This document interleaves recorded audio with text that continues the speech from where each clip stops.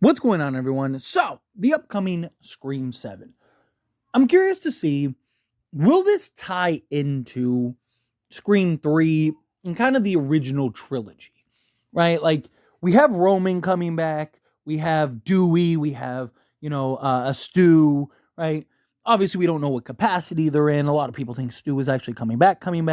And, we've seen Scream 5 and Scream 6 really kind of, have direct tie-ins to Scream 5 and 6, as well as just like mirror Scream 5 and 6 very specifically. I pray and hope that, if it is tied into Scream 3 in the original trilogy, I really hope it's not something where like, Roman's twin brother, right? Like, or Sidney has like another cousin or something like that comes out of the woodwork. Like, I hope it's nothing like a long lost relative again. I pray it's nothing like that. Like, right? Like, I'll lose my mind. And it just terrifies me that like that's even a thought that they would do something ridiculous like that. But like, they literally had they followed the exact same killer trends in Scream 5 and 6 as Scream 96 and 2. So to rule out that they're not going to do the secret killer again, right? Or the, Sydney's long lost brother's cousin's nephew's uncle again doesn't mean that they're not going to do it. But, sticking with beyond the killer part of it, just them tying in. Like, is this going to be, and look, maybe this film in particular specifically doesn't tie in direct to Scream, the original Scream trilogy, but kind of lays the blueprint, because we know we're getting Scream 8. We're probably going to get Scream 9. This is probably the beginning of a new trilogy, like the Sidney era. Kind of feels like this might be the Sidney Prescott send-off, right? Like, this might be the full circle moment. I'm just curious if Scream 1 through 3 will be kind of the Roman Sidney arc, and then this upcoming Sidney arc will be entirely different and something new, right? I kind of prefer them to just like, hey, here's something completely unrelated to any of the other films. Here's a new Sidney story. Obviously, the past isn't forgotten, right? Like, I don't want them to just forget about, the past. So I'm not saying anything like that, but I'm saying like not having direct tie-ins to the past. It's kind of like, this is a new story, new direction, new everything. A big part of me would prefer that.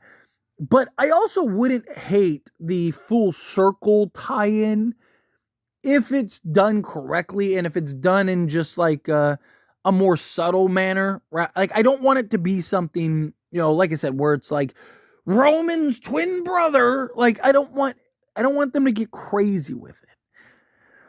If it's something where it's like, hey, here is, like we'll just use the Stu thing as an example, right? Obviously, most of you know how I feel about Stu Monker, but and his return. I'm not a big fan of it, but it's just an easy explanation or tie-in that everyone know, right? Like, so Stu comes back, right?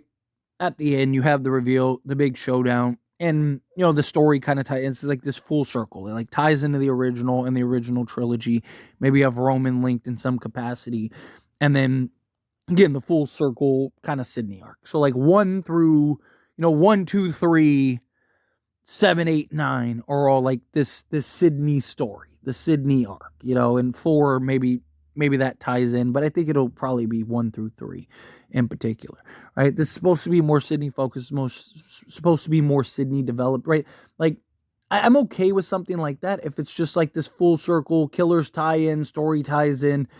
As long as it's not like ridiculous. Like I said, it's like, I talked about Angelina before in the past. Like, if it's Angelina is still alive and it's a full circle moment, or it's Leslie Mocker and you're tying her into the original, and maybe she was privy to what Stu was doing in the beginning or something, right? Like, I do think that there's some fun, creative ways that you could go about it to kind of full circle it. I just don't want them to. I want it to be creative, more well thought out, and original, right? Like, it does make sense to have this all tie into the Sidney arc, but I also don't have a ton of faith based on the writing of the previous 2 films, right? So I do have concerns that the writing for this, like, are they going to be able to tell this like well tied up in a bow level story?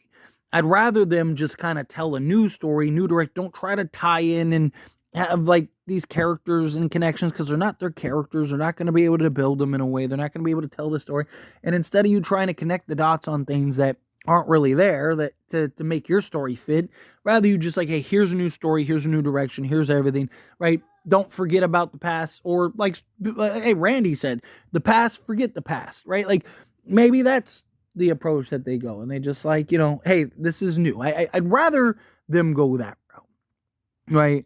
I'm okay with it tying in and having maybe like references and connections and stuff like that. I worry, like, if we got a little more in Scream 5 and 6, right, I might feel a little different. Like, if we would have gotten a little more to where it's like, okay, like, those films, those scripts were well written, well executed. Like, man, they did a great job with the legacy characters and all this stuff. I'd probably feel a little different. Character development, all those things, but they didn't.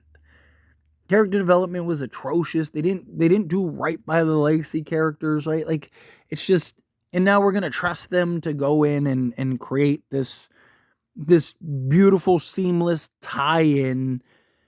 I don't think that happens. I think they're better off kind of having the subtleties, right? Like Scream 5 ties into 6. They're in Woodsboro. It's Stu's house again, right? Like, but they're not like them getting like creative in the writing. Right, so kind of keep it like that. Keep it kind of straightforward like that. Probably the approach I'd rather see them do. And then you kind of tell its own story and just have these little, these little callbacks, rather than, I worry that if they try to make it and they end up making it too convoluted. Now, because this may end up being the start of a new trilogy, maybe you can kind of, slowly pace it. So like I said, maybe this film in particular doesn't really tie in to the original trilogy. This is like the foundation film, which I really do feel like that's what's going to happen, that this is going to be the foundation film, and then that kind of piggybacks into 8, 9, and I could see 8 and 9 kind of tying in full circle. You have this full circle moment, and whether it's a Stu or a Angelina, or maybe it's an entirely different killer, entirely new killer. I just hope it's not like, like, can we stop doing the, like, relative route and sibling route? Like, I'd rather it just be somebody crazy that just, like, idolizes Billy and Stu, and is just, like, they created a cult and created the Dreaded thread and created all this stuff because they just wanted to, do right by their name and their honor. And like, they have no real tie, no real relation, no real nothing. It's just like, they're just crazy, right? Like, you can't explain crazy. So don't try type thing. But anyway, as always, this is a discussion. Pass a question on you. Let me know your thoughts and opinions down in the comments. What do you think? How do you feel with your thoughts? Do you think that there will be tie-ins? Do you think, like, nah, absolutely not? Either way, I'd love to hear it. So let me know down in the comments below. That being said, if you haven't liked this video, hit that like button. Helps me out. It's me enjoy these types of videos, and I truly appreciate it. Not subscribe channel. What are you doing? Hit that subscribe button. Turn on the bell notifications. Appreciate y'all. See you in the next one.